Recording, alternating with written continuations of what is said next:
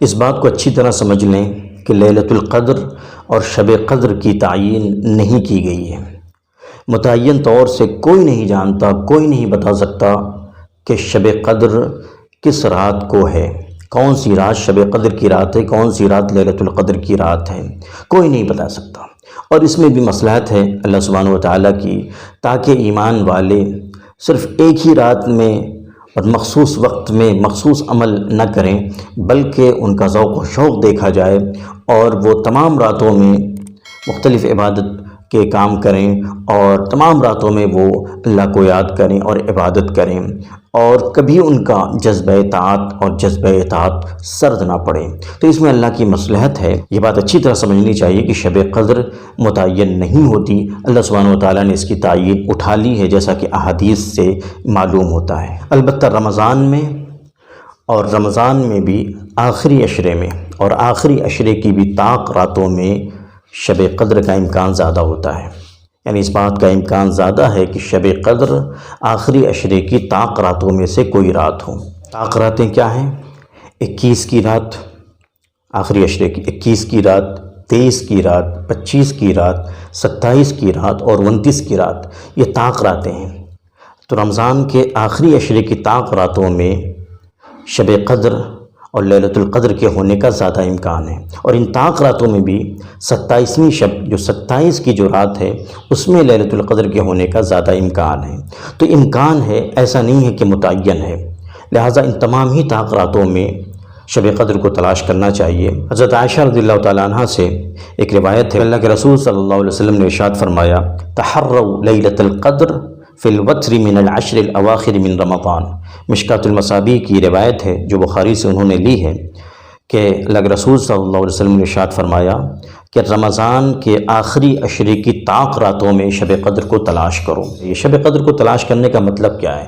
شب قدر کی تلاش کا مطلب یہ ہے کہ خاص طور سے طاق راتوں میں اہتمام کے ساتھ جاگ کر اللہ کی عبادت کرے، بطور خاص عشاء کی نماز جماعت سے پڑھے، نوافل پڑھ لے، تراویح کی نماز میں شریک رہے، فطر جماعت کے ساتھ پڑھے، اور رات میں حسب طاقت حسب توفیق تلاوت کرے، ذکر کرے، اور تہجد میں 2-4 رکعت نفل پڑھنے کی کوشش کرے، تہجد پڑھ لے۔ اسی طرح فجر کی نماز باجماعت پڑھے۔ ایسا کرنے والا شب قدر کی تلاش کرنے والا کہا جائے گا، اور یہی مطلب ہے شب قدر کو تلاش کرنے سے، جتنی توفیق ہو، جتنی طاقت ہو، ان طاق راتوں میں فرائض اور جماعت کے اہتمام کے ساتھ ساتھ نوافل اور تلاوت وغیرہ کا اہتمام کریں۔ انشاءاللہ اگر اتنا ہم نے کیا تو شب قدر انشاءاللہ ہمیں ضرور ملے گی۔ شب قدر کا کیا کوئی خاص عمل ہے؟ ایک روایت حضرت عائشہ رضی اللہ تعالیٰ عنہ سے ہے، حضرت عائشہ رضی اللہ تعالیٰ عنہ نے رسول پاک علیہ الصلوۃ سے دریافت فرمایا، اے اللہ کے رسول صلی اللہ علیہ وسلم، اگر مجھے شب قدر کا پتہ چل جائے تو میں کیا دعا مانگوں؟ تو اللہ کے رسول صلی اللہ علیہ وسلم نے فرمایا، تم یہ دعا مانگو، اللہم انک عفو تحب العفو فاعف عنی۔ یہ ترمذی کی روایت ہے، اے اللہ تو بہت معاف کرنے والا ہے، معاف کرنے کو پسند کرتا ہے، مجھے معاف کر دے۔ تو یہ دعا پڑھو۔ تو اس سے یہ سمجھ میں آیا کہ شب قدر اور خاص طور سے جو طاق راتیں ہیں رمضان کے آخری عشرے کی طاق راتیں، ان میں اس دعا کو خوب پڑھنا چاہیے، بہت اہتمام کے ساتھ یہ دعا پڑھنی چاہیے، اللہم انک عفو تحب العفو فاعف عنی، یعنی اللہ سے اپنے گناہوں کی مغفرت، اپنے گناہوں کی معافی کا سوال کرنا چاہیے۔ زیادہ سے زیادہ اللہ کے سامنے ہاتھ اٹھائے، دعا کریں اور اپنے گناہوں کی معافی مانگے، اپنے گناہوں کی مغفرت کا سوال کرے، بخشش کا سوال کرے۔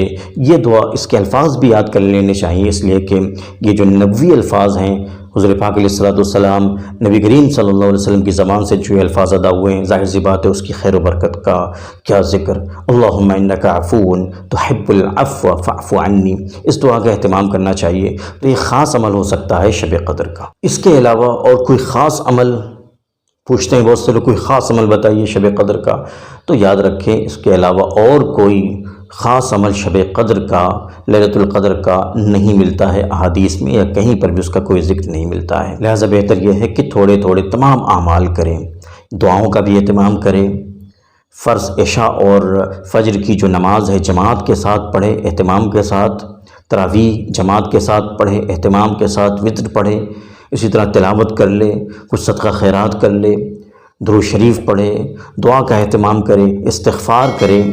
جو خاص دعا ہے پورے رمضان میں پڑھنے کی، لا الہ الا اللہ استغفر اللہ اسألک الجنہ واعوذ بک من النار، یہ مانگے، زیادہ سے زیادہ پڑھے اور دنیا کا ہر خیر مانگے، اپنے ملک کی سلامتی کا سوال کرے، حرمین شریفین کی حفاظت کا سوال کرے، اور تمام دنیا میں جہاں کہیں مظلوم مسلمانوں پر ظلم ہو رہا ہے، جہاں کہیں بے قصور قیدی جیلوں میں بند ہیں، ان کی رہائی کے لیے دعا کرے کہ اللہ پاک غیب سے ان کی رہائی کے سامان پیدا فرما دے۔ تو خوب دعا کرنا چاہیے۔ یہ سمجھنے کی ضرورت ہے کہ شب قدر کا کوئی خاص عمل نہیں ہے، وہ ایک دعا جو میں نے بتائی وہ دعا ضرور اس کا ایک خاص عمل ہو سکتی ہے۔ اس کے علاوہ حسب توفیق تمام مختلف عبادتیں کرنی چاہیے، اور اگر ہم نے اتنا کیا تو انشاءاللہ شب قدر ہمیں مل جائے گی اور ہم شب قدر پانے والے خوش نصیبوں میں شامل ہوں گے۔ لہٰذا شب قدر پانے والوں میں اگر ہمیں شامل ہونا ہے تو رمضان کے آخری عشرے کی طاق راتوں کو اہتمام کے ساتھ ہمیں گزارنا چاہیے۔ پوری رات جاگنا مقصد نہیں ہے، اگر جاگ سکتا ہے کوئی عبادت کے ساتھ، ذکر کے ساتھ، تلاوت کے ساتھ، تو اس سے اچھا کیا ہوگا۔